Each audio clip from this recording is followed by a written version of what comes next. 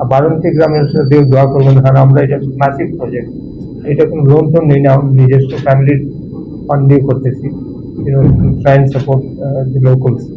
টমি ভাই কিন্তু আমি টমি ভাইকে চিনি 2003 সাল থেকে, এটা ভাইয়া আমাকে বলেছেন। ভাইয়ার হোটেলে প্রথম আমি জায়ান্ট সিঙ্গার হিসেবে গেছিলাম লন্ডনে।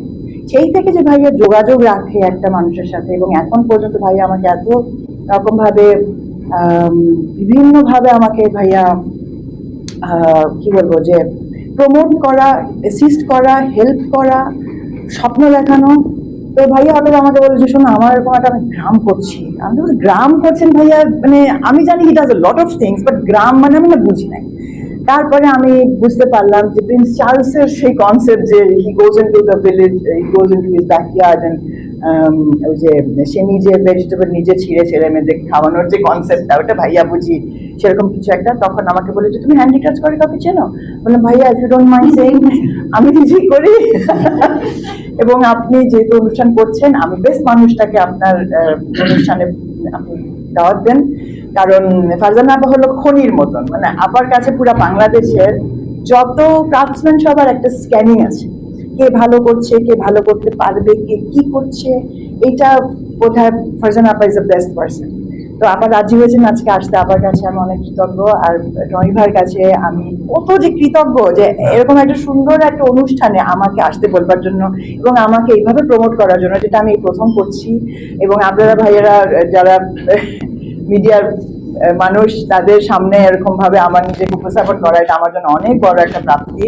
টমি ভাই যে কাজটা করছে, যে বারাণসী গ্রাম নামটাই একটা অসাধারণ সুন্দর নাম, এবং একটা ইকোগ্রাম, ওখানে সবকিছু থাকবে। মডার্ন ইকো ভিলেজ স্টাবলিশ করতে যাচ্ছি, যেখানে আপনার গ্রামের ভেতরে আমাদের মডার্ন যত ফ্যাসিলিটি সবকিছু এখানে ইমপ্লিমেন্ট করা হচ্ছে।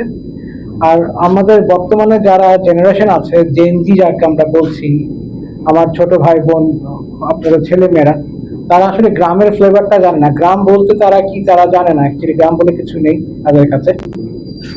এদেরকে ফোকাস করে, অ্যান্ড স্পেশালি উইমেন এমপ্লয়মেন্ট, এটা আমরা রিসেন্টলি মণিপুরিতে গিয়েছিলাম ওদের গ্রামে, তাদেরকে নিয়ে কিছু কাজ করা, মৌলভীবাজারে যারা মা বোনেরা আছে তাদেরকে নিয়ে কিছু কাজ এস্টাবলিশ করা, এই গল্পটাকে নিয়ে এখানে সাজানো। এখানে গাভীর দুধ দোয়ানো থেকে চা খাওয়া থেকে শুরু করে পুকুরে মাছ ধরে সেই মাছ রান্না করে খাওয়ার গল্পটা থাকবে এখানে।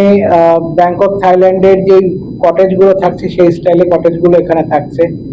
এখানে আমাদের বাসবাবু নামে একটা বাসের ক্যাফে আছে, যেখানে কিনা বাসের ভিতরে বসে আমরা ফুড সার্ভ করার ব্যবস্থা রাখছি। এরকম অসংখ্য গল্প মিলিয়ে আসলে বারাণসী গ্রামের গল্প। আর আমি দেশবাসী এবং আমাদের মিডিয়ার ভাইদের ছুটি জানাতে চাই, আমরা বারাণসী গ্রাম হয়তোবা খুব সুন লঞ্চ করে ফেলছি এবং অপারেশনে চলে আসছি। আপনারা সবাই সাদর আমন্ত্রিত।